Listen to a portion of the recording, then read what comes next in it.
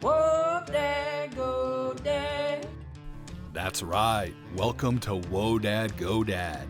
My name's Dave Momper. I'm your host. This is a fatherhood podcast for new dads and soon-to-be dads. I'm a new dad myself, and I'm asking every day, great dads, what does it take?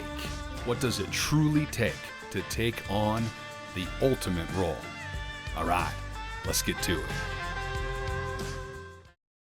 Mike Faulhaber, my man, welcome to Whoa Dad, Go Dad. Good to see you. Been a while, man. Two-dimensional lifestyle is afforded, but it's been a little while since we've shaken each other's hands. But that's okay. I feel like we've got a little bit of grace considering our history. So for the listeners tapping into this conversation, I'm really excited to introduce you to Mike Faulhaber. He and I'm thinking about 2005, was it? Yeah. Same recruiting class at Northwestern Mutual Financial Network. And I was just actually interviewing, for those who, depends on what order these come out in, but Andrew Shrimp. Do you remember him? He was an intern that Vaguely. Yeah. And of course he left the industry, but I've maintained a great friendship with him over the years.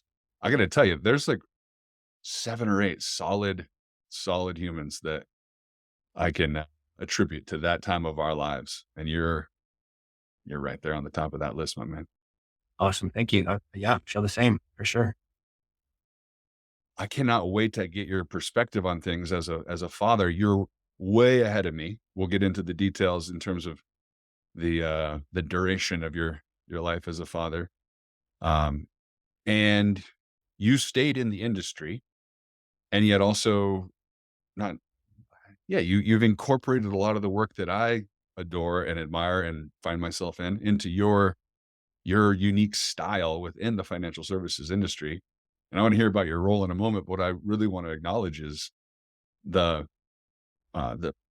coaching mindset that you employ for yourself, and then also probably for your teams, but just in terms of your general approach to things.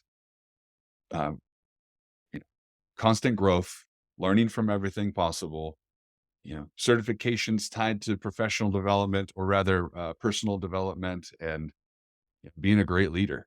I know that's an affinity we share. So I'm looking forward to chatting with you on that. So for the listeners, tell us a little bit about your professional vantage on the world and the role you play on a day-to-day basis for clients and colleagues. Awesome. Yeah. Thanks, Dick. Yeah, I'm excited to be here, and I appreciate the accolades you're throwing out there. I've stayed in the industry. It's hard to believe. Yeah. Almost 2 decades now. I made the jump over here to Mutual Omaha Advisors about 3 years ago, which is a really hard decision, but yeah, I love the culture over here. Nothing wrong with the culture that I left. It was just kind of trying to find my right fit, right, and trying to find a round hole for the round peg kind of thing. Yeah. And yeah, so day to day, impacting people's lives is super important to me. My personal mission is to provide guidance and understanding, helping others align their actions with intention. Beautiful. And that to live on mission, right? It's both personal and professional. Professionally, I get to do that on a daily basis, helping new financial reps come into this business and learn how to do it. I do that with a whole slew of alphabet soup behind my name, but basically certified financial planner, I guess, kind of sums it up, that one designation. So helping them build their business. I'm also a certified life, business, and executive coach. So from that aspect, I'm able to sit down with them from a coaching perspective and say, okay, yes, I'm going to teach you, coach you, and train you how to be a financial advisor and help others reach their goals. But then how can I also sit down with you and help you build the business that you want for your own well-being and your family and all that good stuff. So it is absolutely a growth mindset. I was a horrible student growing up. I was just talking about this yesterday. I was the kid that could, not read the book and just pay attention in class and get a B. And that seemed really cool at the time. But once I got into college, it really kicked my ass. Um, and I had this fixed mindset through college thinking, I just got to get done.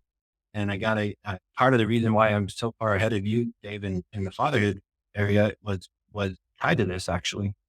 Cause I was like, man, okay, yeah, I just got to get done, get the degree, and then I can stop learning and I can get married and I can have kids and I can start a family and then I'll be there.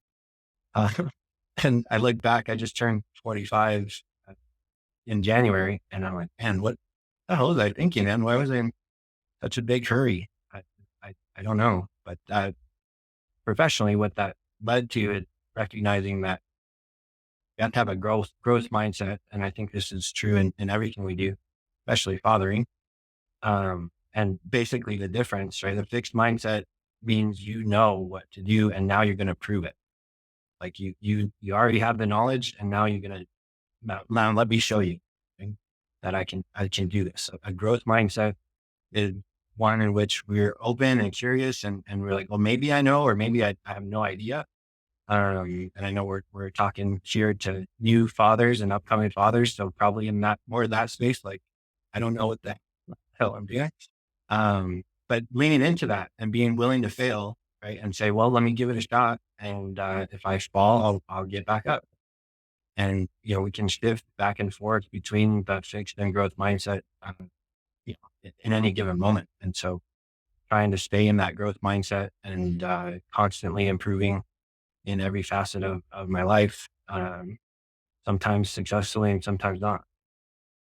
So I feel like the word mindset can be, it's effectively, synonymous with attitude, but attitude seems to be even a little bit easier for me to conceptualize. Like, okay, do I have an attitude right now that I am limited and that I know everything and that, everything, um, that I have the answer, or am I in a different attitude, one of growth, one of possibility, one of learning? And, holding one of the other or the other attitudes is, uh, it yields good vibes and some yields stubborn vibes or bad vibes. But it's also what I love about thinking about the growth mindset was even how you, like how we think of ourselves, meaning I'm a work in progress and tomorrow can be a better day, or I'm stuck. Like I failed at this thing, especially raising kiddos or thinking about teachers and their function inside of the school system. It's like a kid fails at something. Are they, is that now the permanent story that they have about themselves? Or is it a learning opportunity, a growth-minded learning opportunity to, challenge themselves and to take on adversity? So it's such a powerful thing, growth mindset versus fixed mindset for kiddos, us as fathers raising kiddos, us as human beings ourselves working through things and showcasing that growth mindset. I feel like just before we actually hit record on this, we were talking about so many threads of growth mindset through your life. Um, how has the growth mindset served you in the last year or two, in particular, as a father, in terms of a tool you need to bestow on your kiddos, or something you're going through that you called on your own growth mindset?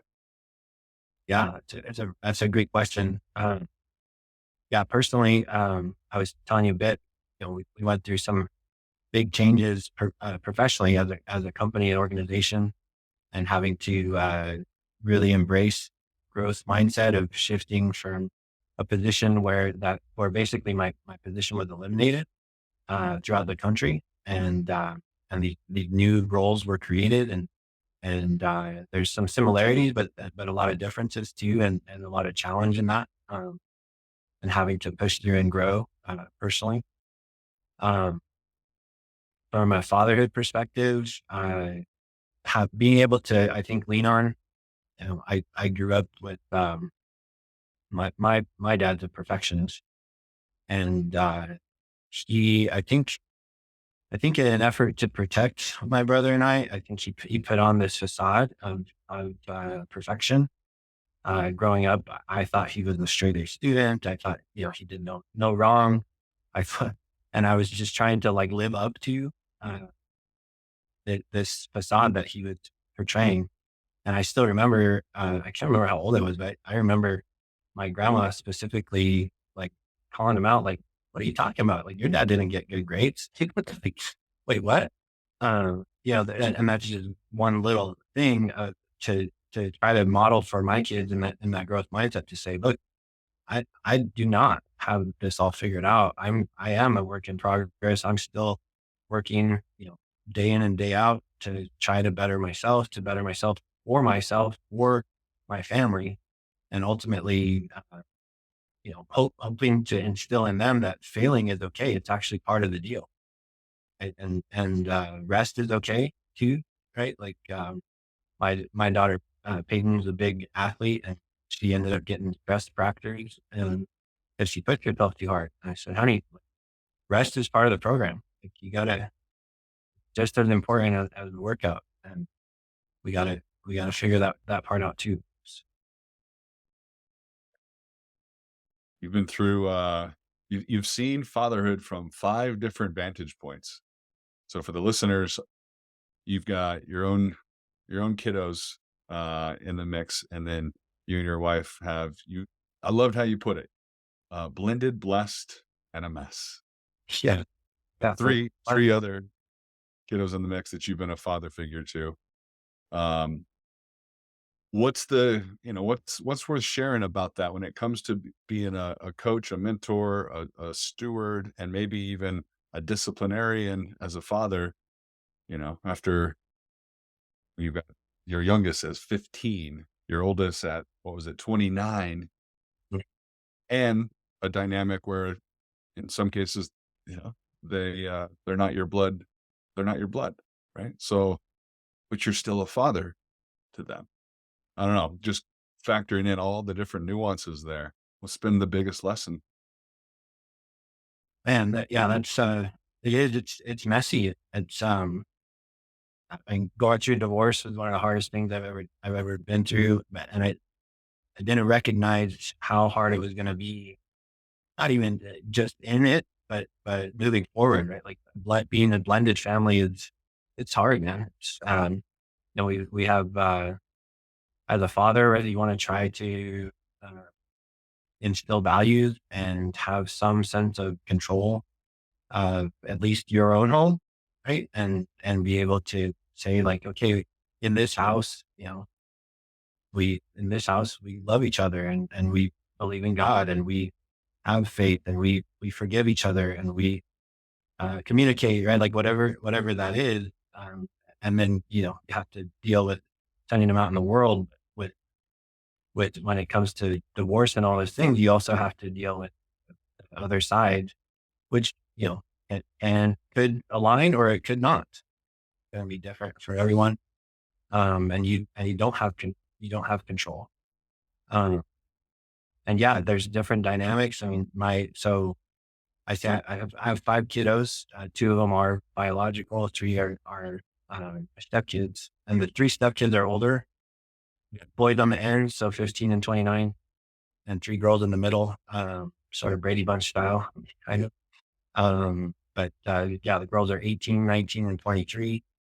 Um, and when I met, so when my wife Wendy and I got together, that again, uh, her kids are older, so I had different roles, not only from because I'm stepdad, uh, but also because of their ages, right? Like when I met my stepson Jordan, with the 29-year-old, he was already 18, right? Like he's a senior in high school, about to graduate, and he's a man. So I'm like, I I had no thoughts of like I'm going to be a father figure to this guy. Like I was hoping that we'd have some kind of relationship, but there was no way I was going to be stepping in as his dad, right? Or even in a fatherly figure role.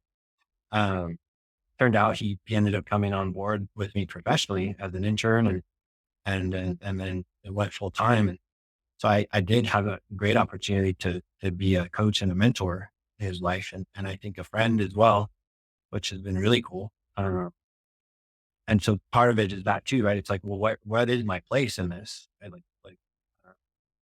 Uh, how do I show up and not step on toes, right? Because there is a dad that Mhm. loves his kids, right? And and is showing up, and but I also want to show up, and I love them too. And so, like, how do we do it? It's messy. It's really messy. It's hard. Just thinking about what you said about your dad setting he was trying to set standards for you, although it's hard to, uh, it's easier to tell people what standards are than to show them what standards are, because life is challenging and we're all fallible, right? So your dad was putting on a facade, if I heard you, kinda pretending to with this narrative of perfection. Um, he's trying to set some standards for you, which the idea of setting standards seems reasonable. Right. And yet you like I like what you're saying, well, I want to set standards, of course, and strive to meet them, but then also sh- um, show people I'm a work in progress because that's the reality of everybody. So if I can show my kiddos that I'm a work in progress, striving, that's better than them knowing these standards exist and not being able to achieve them and feeling like, I suppose, less than or Mhm. defeated. Right. That's not good. So I suppose, how have you managed setting standards in this role of fatherhood with the blended fam? And yeah. Yeah, and I think the big thing there is, you'll hear people struggle with, like, well, how am I supposed to tell? I have long sleeves on right now, but I got you know tattoos and stuff that are coming up underneath here, and like, well, how am I supposed to tell my kids not to get tattoos when I have a bunch of tattoos? Or, Mm. how am I supposed to tell them that they shouldn't get get drunk and do drugs in high school when I did drugs and drank in high school, or whatever the thing, right? Like, Mhm. and I think it's when you take it from the perspective of, well, what did you learn, and what do you wish that you hadn't done, right? Like, Mm. what are the things that went well for you and didn't go well for you, and being able to voice that and say, look, I'm telling you that you shouldn't do X, Y, Z, not because I never did it, but because I did do it and it didn't go well. Mm. And maybe it's not even personal experience, but like your friends, right? Or siblings, or extended family, or whatever, to Right. be able to tell them, look, I'm telling you not to do this. I'm setting these standards for you because I want better for you, right? Not Yes. because I trying to be a joy suck and take it away from you. Not Right. because I did it perfectly and look how well I turned out, right? But purely out of love, to say, this is a better way. I Right. I wholeheartedly believe that if you do this and avoid this, you will end up in a better spot. That's I'm not surprised to hear that out of you, out of the mindset of a father, and yet I wonder what it feels like. There's only certain things can only be learned through firsthand experience. So then there's Right. like, well, you kind of do have to let them go learn on their own. So I'm curious about how do you recognize that? Did you recognize that? Did you acknowledge that to them? Like, hey, here's where I'm coming from. To a degree, you're going to have to go learn on your own. And if you have approached it that way, I'm wondering how I'm going to approach it with Leonidas. What you're really doing is not, you're like, I'm not going to tell you what to do or what to think or what decisions to make, what actions to take. But I want to empower you to think deeply, critically, thoughtfully, thoroughly, prudently about the world around you. And did you get that granular as you're, to guide them? And I don't know, are you literally going, well, let's think this out together. What's the actual problem with possibly doing that? And what are the consequences or the implications? Do you want those? Are you getting that literal and explicit and walking them through it? I'm just trying to think how you I actually sit down and have that conversation. And at what age, by the way, because Yeah. for a while it is just, hey, don't do that because I'm telling you not to, Right. if they're doing something wrong. At a certain point, you have to help, they have to, has to be clear, and they have to understand there has to be meaning and relevance to them. And you have to help with them make sense of it beyond just the father to son or father to daughter expectation. Yeah, totally. Yeah. And I would say my wife, Wendy, way better at having good, hard conversation than I am. She recognizes that, there is such thing as healthy conflict, and, there's gold that can come from leaning in and having those hard conversations. Uh, so she's done a way better job than I have. Thankfully, she brought me into it because I had to be. But by nature, I try to avoid conflict, and I have this false hope that, maybe it'll just go away, but it unfortunately, doesn't. So thankfully, it's one of those opposites attract kind of thing where thankfully I have a great woman by my side that can help me lean into some of those hard things. And you're 100% right. Right? Like if we try to hold our kids back from, going through hard things, from making mistakes, from falling down, it's not going to benefit them. Right? But being able to, I also don't think not not telling them what we believe, right? Like to be completely neutral. And one of the biggest things that I've had to work on, I think I'm really good at pontificating, which is bridge building, right? Is what it's a fancy word for building bridges. Mm. And the reason why the Catholics call the Pope the pontiff is because they believe he's the bridge, right, between them and God. And so I'm not saying that I'm like godly, but what I'm saying is I'm pretty good at recognizing like two sides of something and seeing like, okay, I get why this side is wanting that, I think, and what the roots thing is behind it. And then on the other side of that same thing, I think I'm pretty good at doing the same and putting myself in a neutral position and being able to explain, well, this is why this side thinks this, and this is why this side thinks this, and be able to present that to you. And then you make your decision. See. But in doing that as a father, I've put myself in a bad spot because now my kids have no idea, but they're like, okay, that's great, dad, but what's right? And I think we have to have the conviction in our hearts to be able to say, well, this is why, and this is why, and this is what I believe. And I'm not saying that they have to believe that, but they want to know what I think. They want to know where I stand, right? They want to know because your kids love you, right? Like you're their dad. No matter how Yeah. awful the person is, no matter what bad thing they do, like the kids always love their parent, just like you always love your kid, no matter what. Some we've been through as a family some really hard things, and it's like, well, yeah, I what happened was horrible, but I still love you, Sure. right?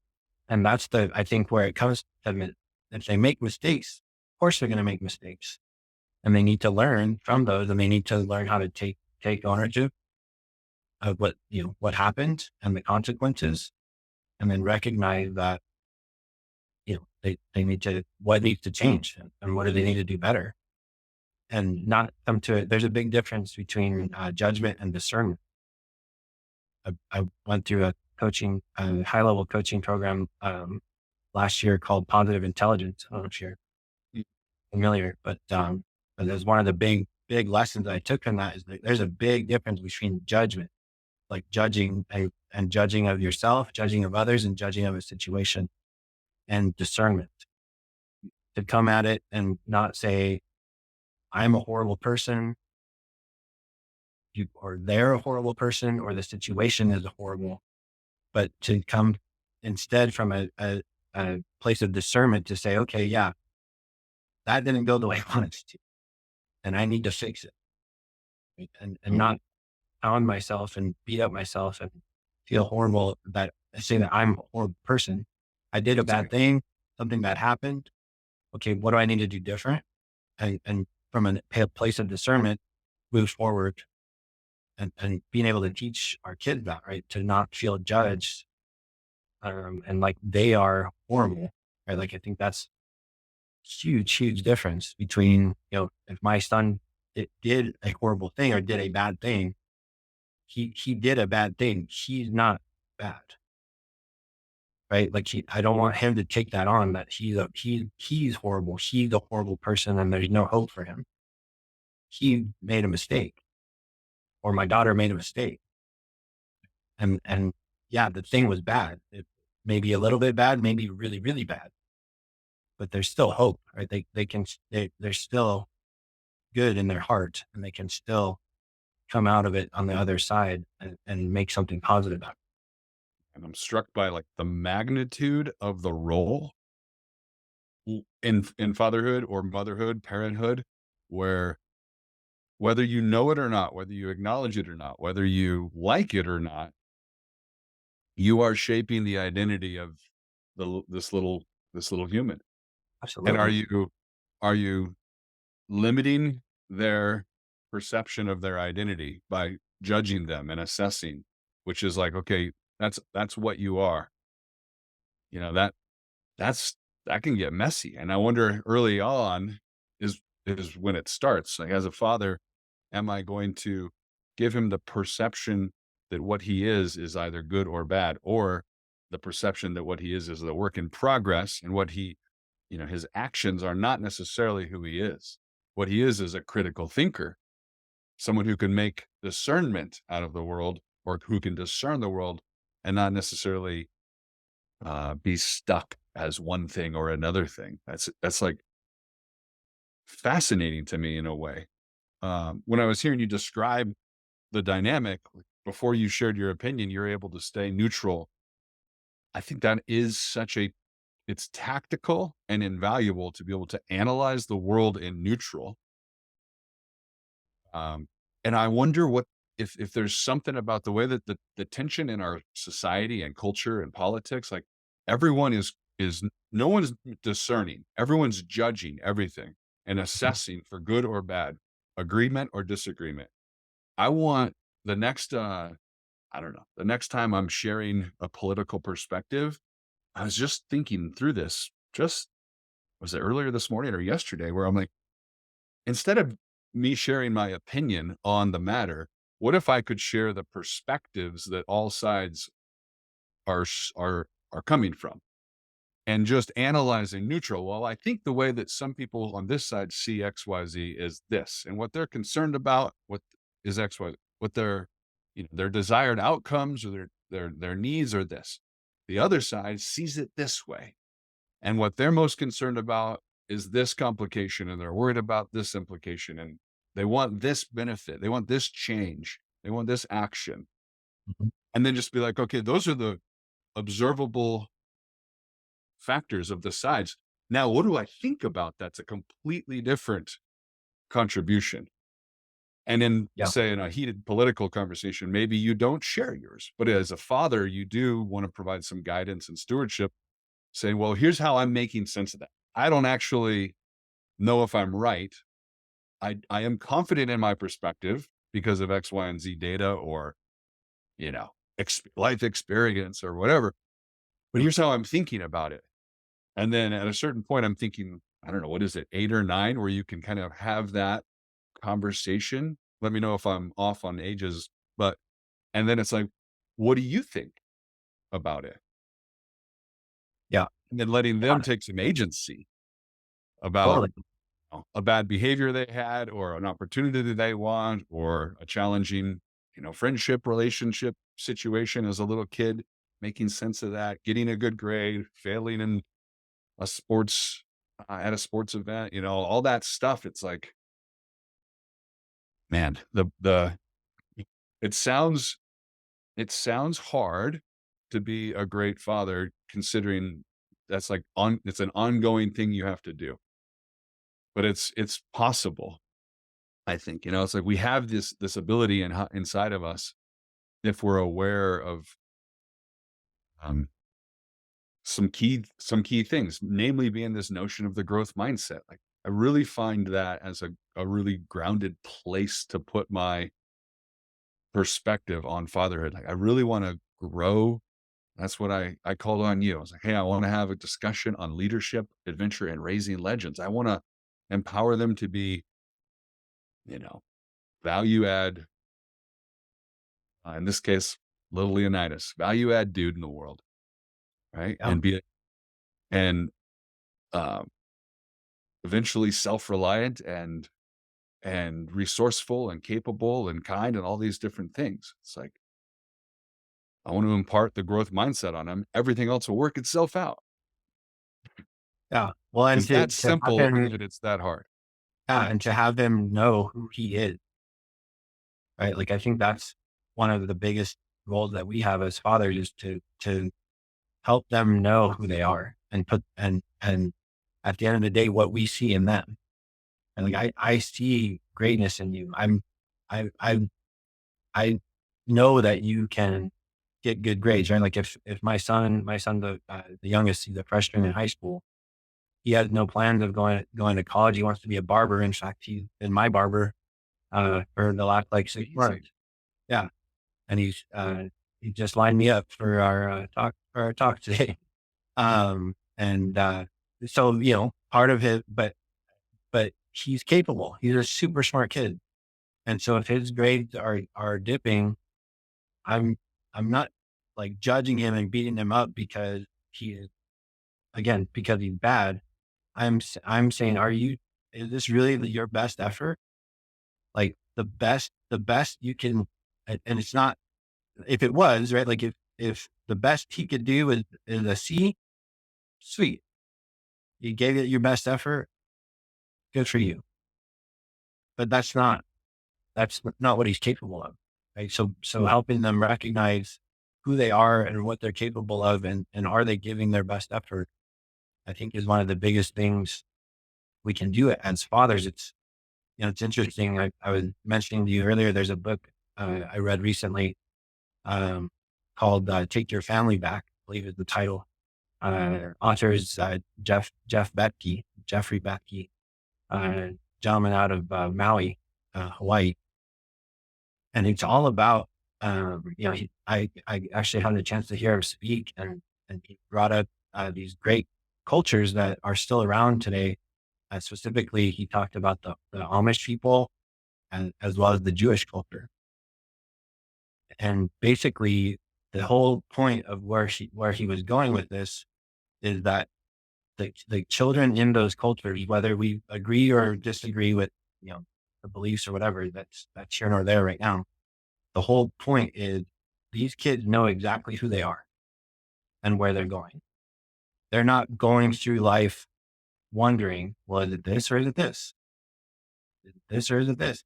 Is it this or is it this? Like completely wandering right into their teen years, into their 20s, into their 30s and beyond, still trying to figure out who they are. They know exactly who they are. Whether we agree with where they're headed or not, that it doesn't matter. But exponentially, they've embraced family. They've embraced who they are. And he threw out these statistics. I can't even remember. I'm going to butcher it. But there was a extremely high number of Nobel Peace Prize winners and all these big time things that had happened that came out of those cultures because they already knew, right? So if your son already knows who he is and what he's capable of, and he's not trying to just figure that out, okay, I know that. Now what, right? How do I become legendary? Interesting that the the contrast of, I mean, I haven't read the book, so bear with me and tell me if I'm mistaken here, but the contrast of that dynamic that he was showcasing is um, like an aimless culture or a culture that maybe takes for granted what we have or what it means to be an adult and maybe struggles to kind of flounders in the career and like struggles to actually, and maybe different capacities of their life. And it's like, that sounds a lot like what we see when we look around the world, right? And Right.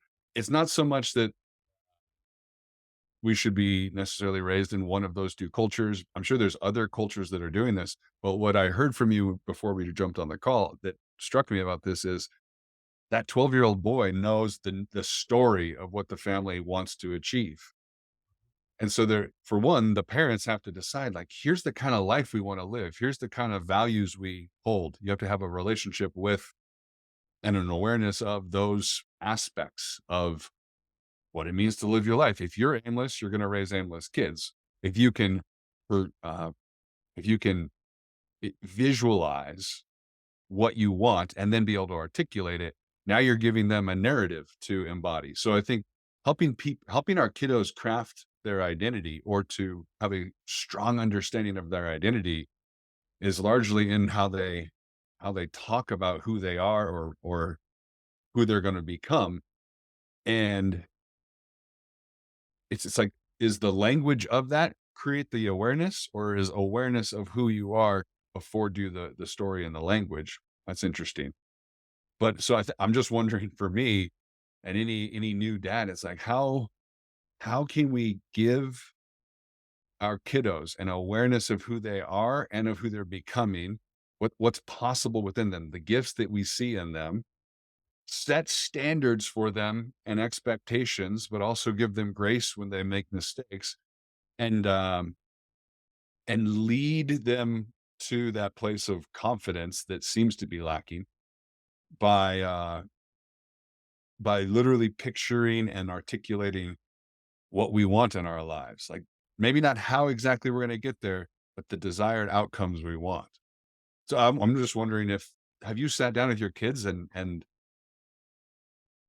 is there a process you'd advise on where you almost like, well, what is our family all about? Maybe do you and Wendy have a vision board, or I mean, how literal and deliberate are you being about setting up these forward-looking narratives Yeah, and then it's inviting something. people to be a part of it, your kiddos to be a part of it? Yeah, it's definitely something that I want to get better at, improve on. The book I was literally just listened to the book about a month ago. I'd heard him speak a couple years ago, and I thought about it. I have back in 2010, I created my own family crest, uh, and in that kind of came up with the values, and you design everything from the colors to the helmet, and everything means something. It's really interesting. Uh, Interestingly enough, I did that because my bloodline is actually really blurry and muddy. There's muddy waters, and I went through a Bible study called Men's Fraternity, uh, and this group of guys had created a crest for their families to say, this is how we're going to raise up our boys and to become real men. I was like, oh, yeah, I'm like, you can do that. And so I created my own. And what's interesting is that recently, my kids got one of those DNA tests for me, and the last name Faulhaber is German. I have they did the I did the test, and it came back 0% German. It- yeah, I did the same. I was like, hey, that's interesting. Um, what I had a lot of in me, I have some Mexican. My mom's from Mexico. Of course, there's some Spanish in there from cultural history. There are a lot of Irish. So I have like 33% Irish, and there's the last name Peterson is consistent on both sides from my dad's bloodline as well as my mom's bloodline. And I looked up the Peterson crest, and it's almost identical to the one I created. Incredible. What are the Isn't it what are the crazy? chances? Well, Yeah. and that this exercise of designing a crest, choosing your colors, and you're putting some language behind what it all, you're literally choosing your words specifically uh to express the meaning and relevance of those colors and the crest. And it's like, that's an incredible amount of intentionality, but it's literally what it takes. Now, you might not need to make a crest to be intentional as a father, but I feel like being intentional as a parent is the name of the game versus not, of course.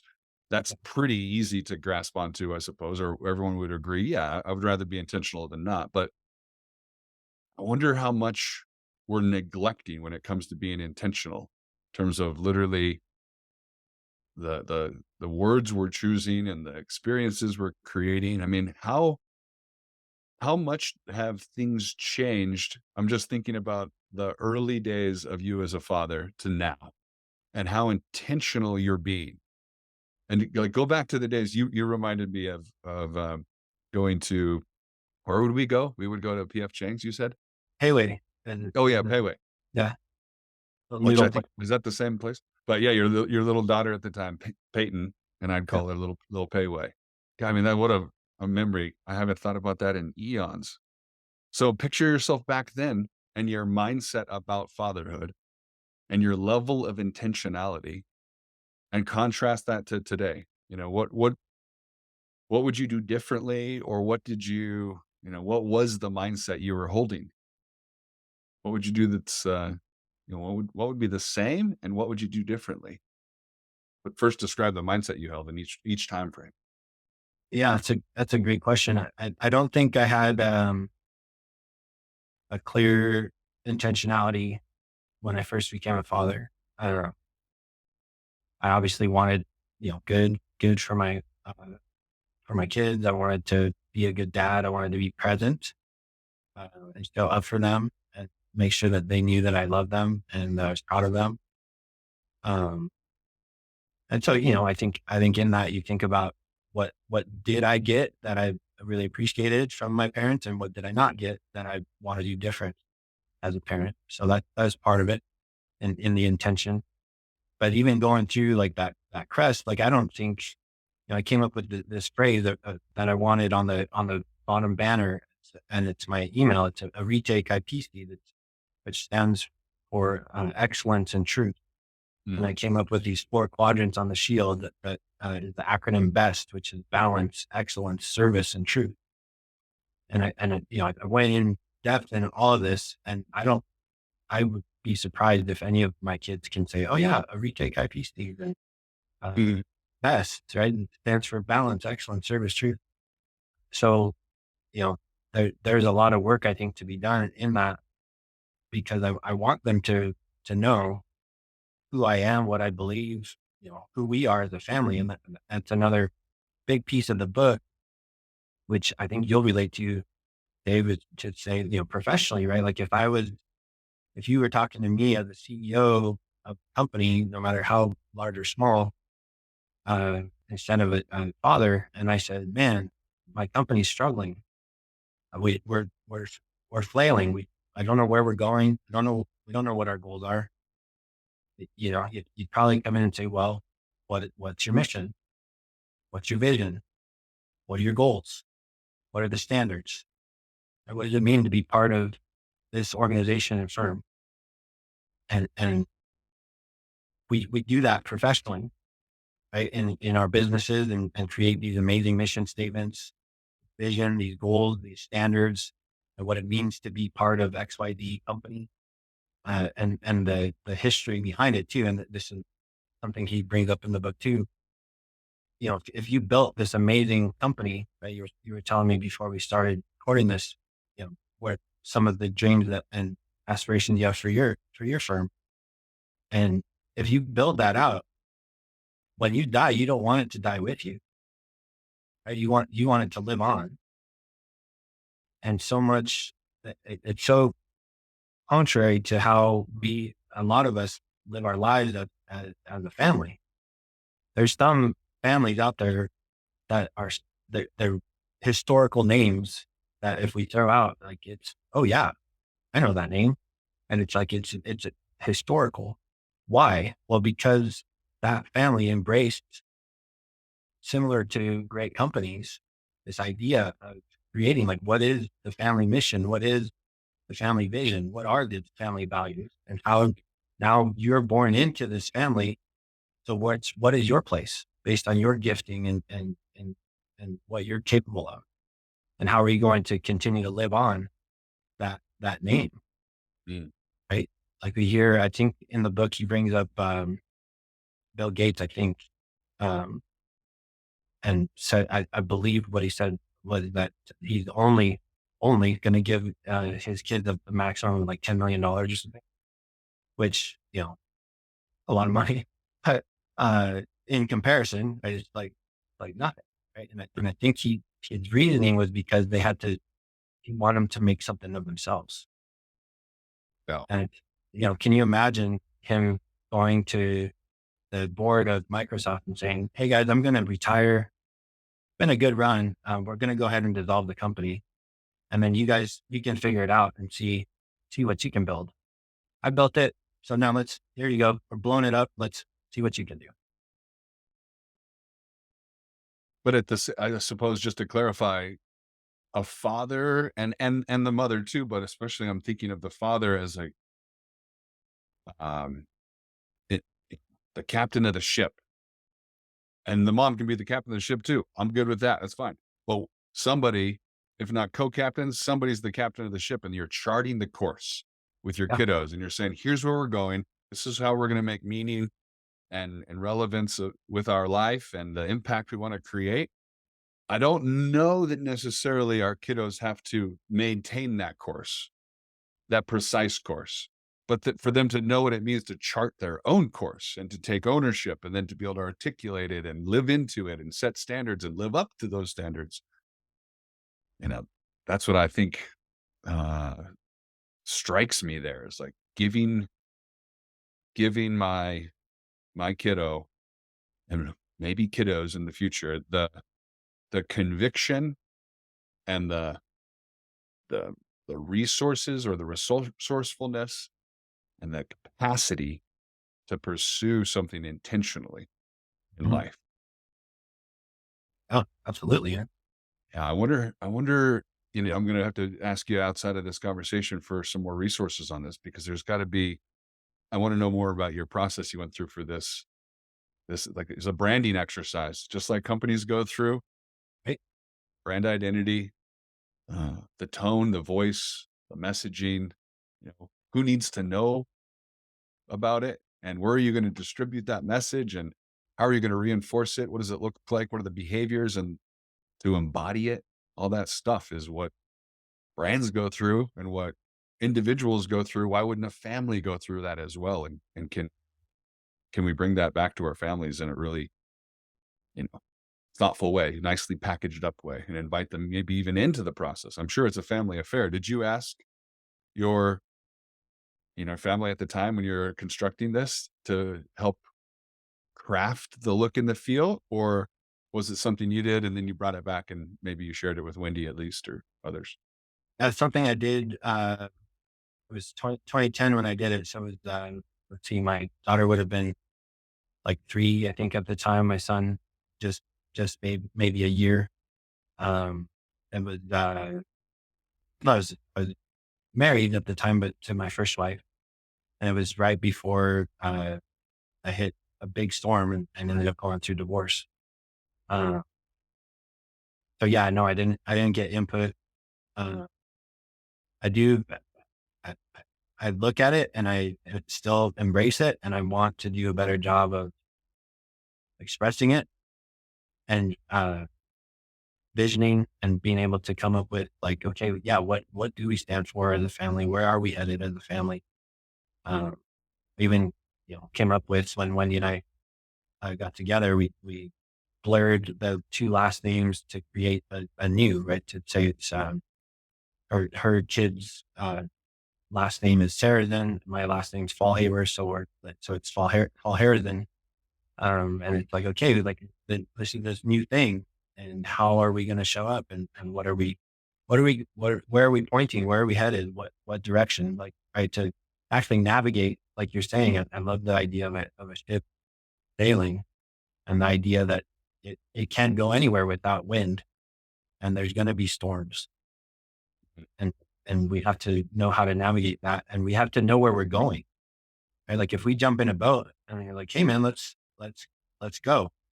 First thing we got to know is, okay, where we got to plot the course, right? And if we don't know, well, then we just sit there.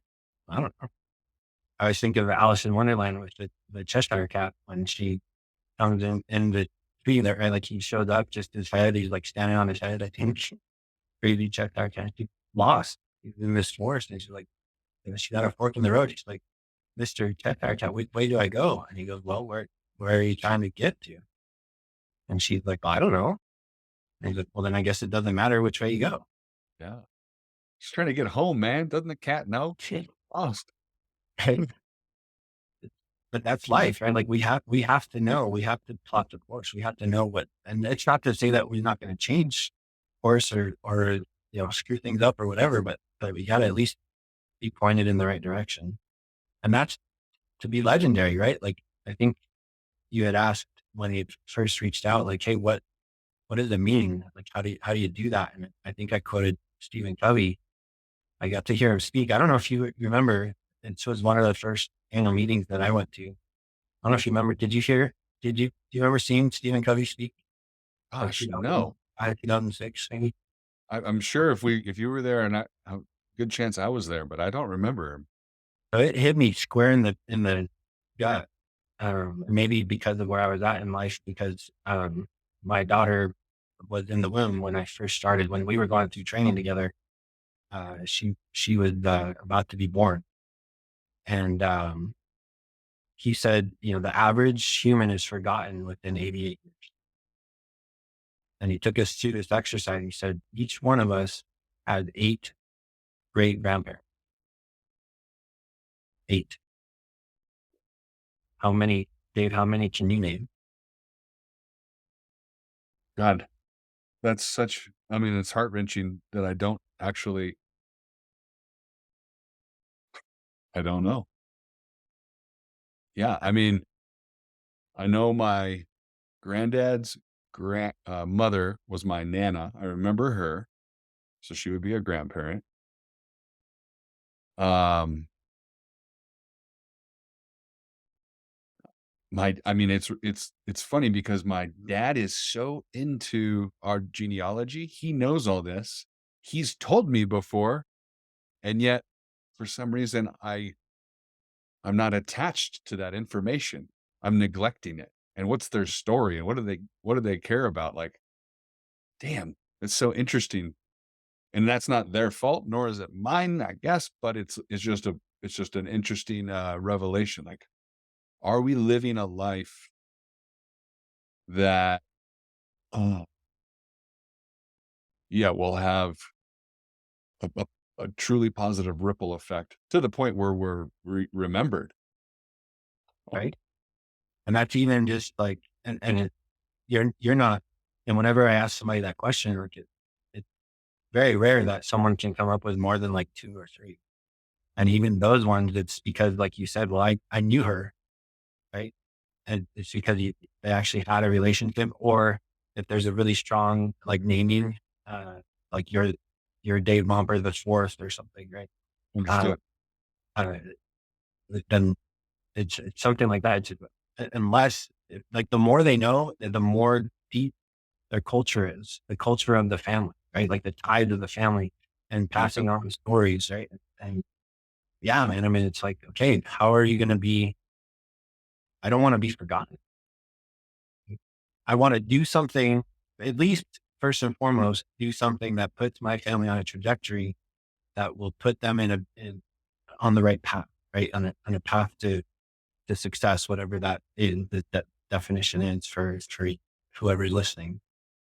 And then, so at least, even if they don't remember who I am or what I did or my name, at least they're going down that path. And I was a part of that, a catalyst in doing that. But man, can I do more? Can I actually be remembered? Right? Like, my not just my grandson, right? Like I got my grandson, his name's Brantley. And we have another, on the way. I don't know if it's a boy or girl yet and I specifically remember when he was born, my heart grew. Like I literally felt my heart get bigger. Yeah. And like, oh man, like our family there's more room. There's always more room and more love. Uh, but can I be remembered not only with him because he and I had a relationship, but his kids, their kids, their kids. Fascinating. I wonder though about like, I want to be remembered. That feels like, I mean, I relate to that. I want to be remembered because I don't want to be forgotten, but that's almost like the ego in a way. Just bear with me on this thought. It's like, I've thought a version of this, but almost the flip side, which is like, imagine if my great grandparents were watching me operate my life. Would they be proud of me? Mm. Am I Yeah. doing them right? Even though I feel so silly not knowing more than that one. And I just wrote down like, I need my dad has this. I got to know this and actually honor it better. um, but would they be proud of me?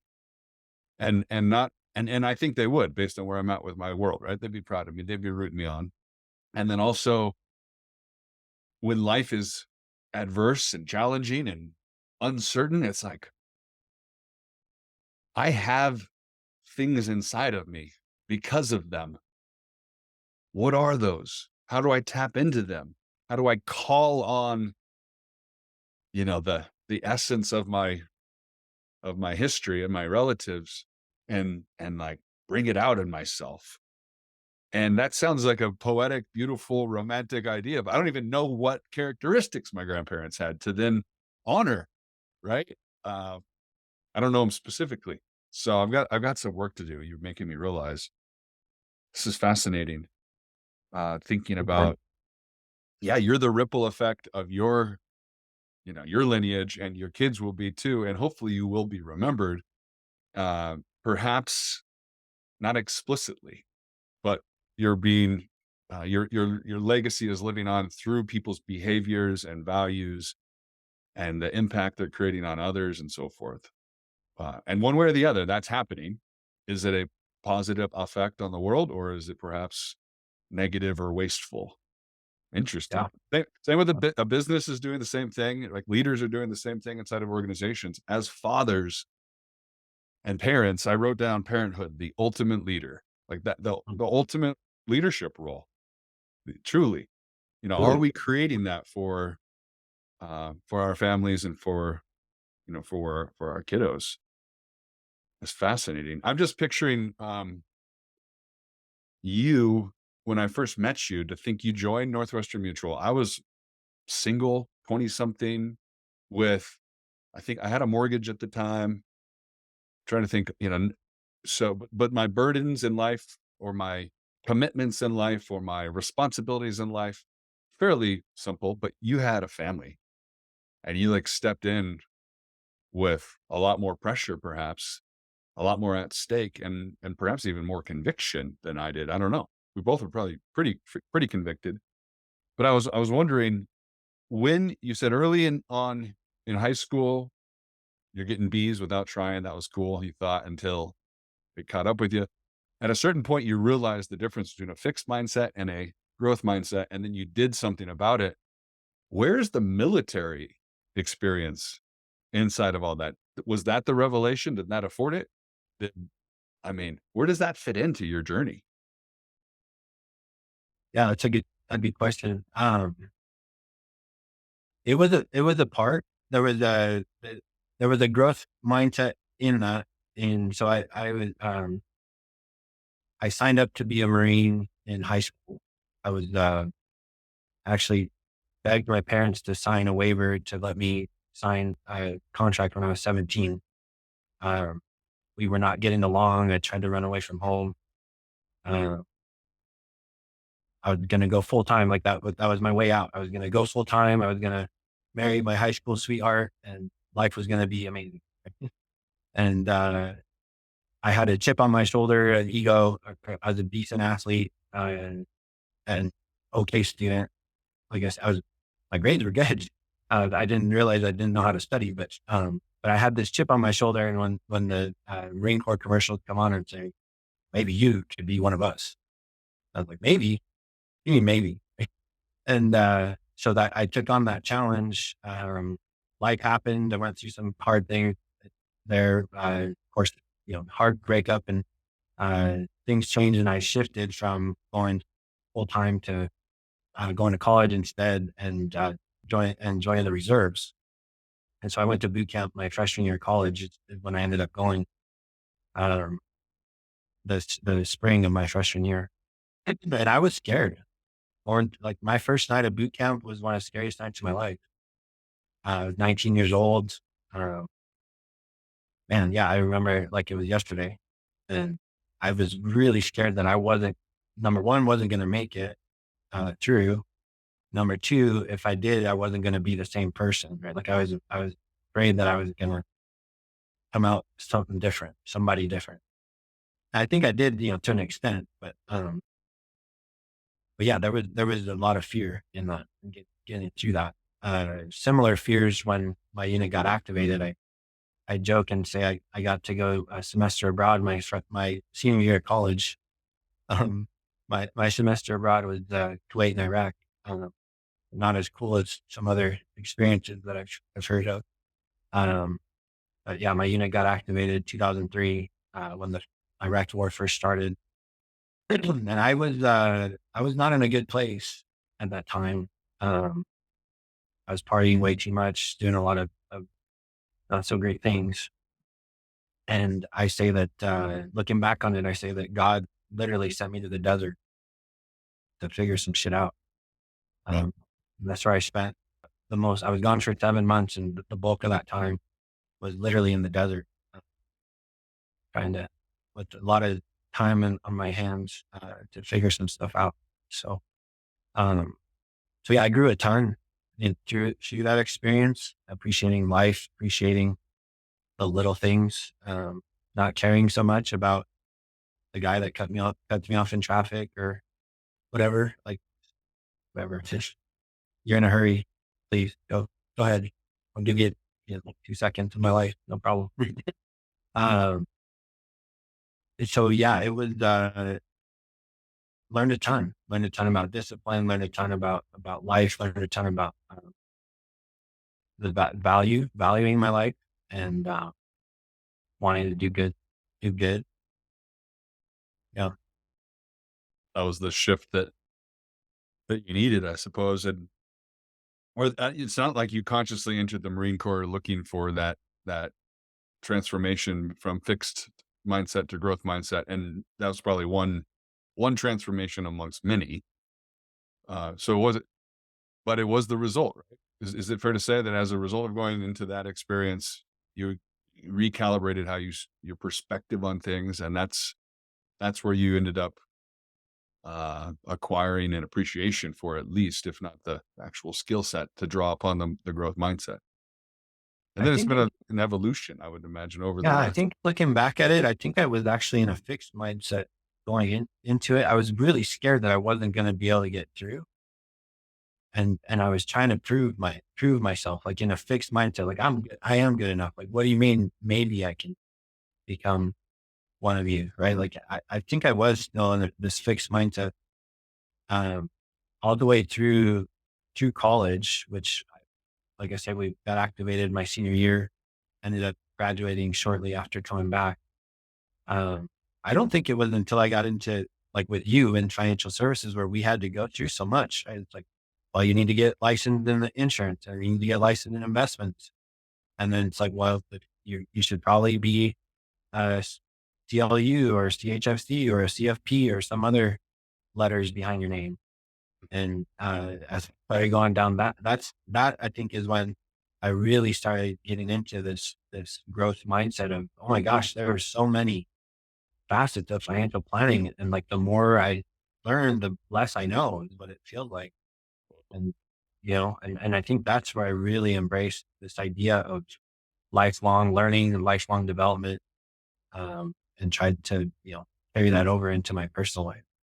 And I remember, if every call you make is either defining who you are. Well, if every call you're making is defining who you are, you're getting kicked in the gut every few calls by a no, by denial, by, someone telling you to take a hike and you have to, if you don't have a growth mindset and you're stuck that way, that's why, I don't know, outside of even that role, other sales roles, that's why it's hard because life is hard.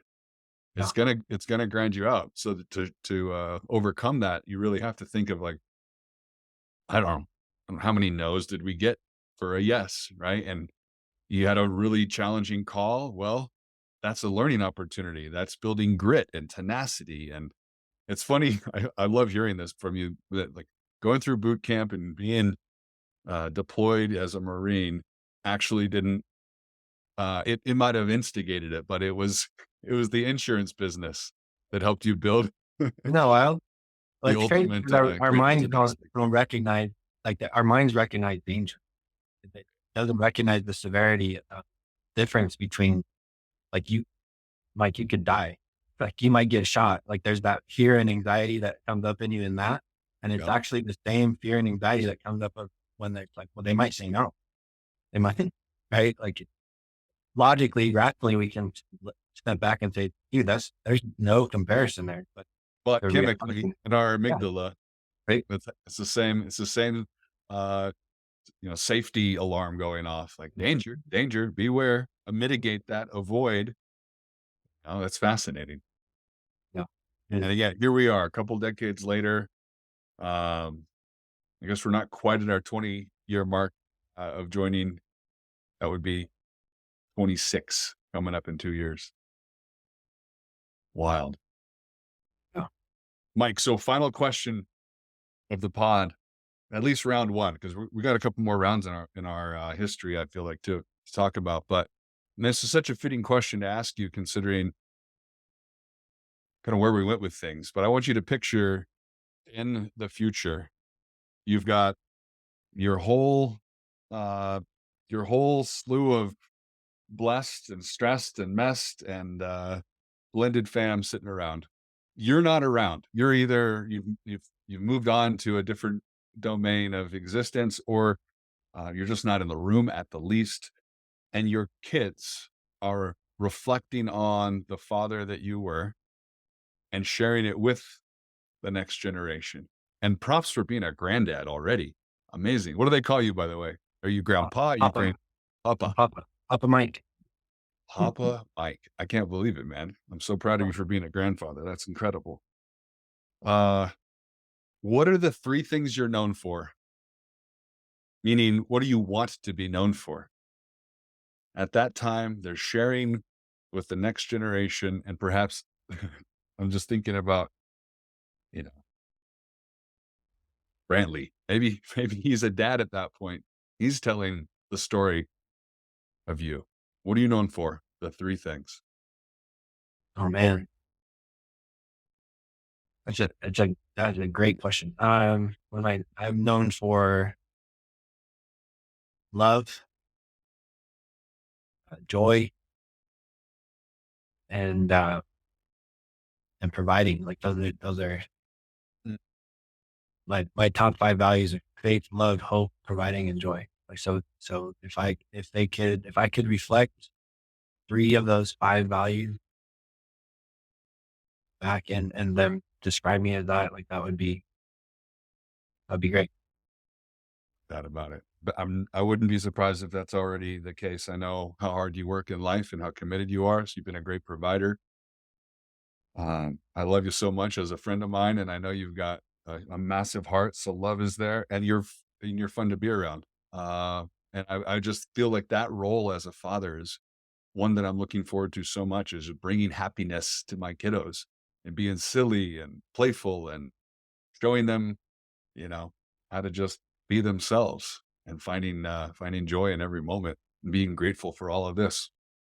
So thank you for your time, Daddy Faulhaber, Grandpa Faulhaber. It's been a treat talking to you, buddy. And after all these years, I'm so glad we're still in touch, talking about the things that matter. I'll see you on the next one. Okay. That was a great, Dave. Yeah, thank you, man. Absolutely. There you have it. That's been another episode of Whoa Dad, Go Dad. If you like what you're hearing, hit the like button, subscribe to the podcast so you get the future ones, and please spread the word and post this episode to your social networks. That's powerful. Perhaps the best thing you can do is share this directly with a new dad or a soon-to-be dad that you know personally. Let them know you're rooting them on. And indeed, drop a comment and be really a part of this dialogue on fatherhood with me. Let me know in the comments a question you want me to ask other dads, or just some feedback. How does this sound to you? What's helpful? What stands out about these conversations? I would appreciate that intel as I grow Whoa Dad, Go Dad. I've got many more episodes to come, and I'm so glad you're here. Looking forward to catching you on the next one. Whoa, Dad, go Dad, here we go now. Oh yeah, the ultimate roll now. Oh yeah, here we go now. Whoa, Dad, go Dad.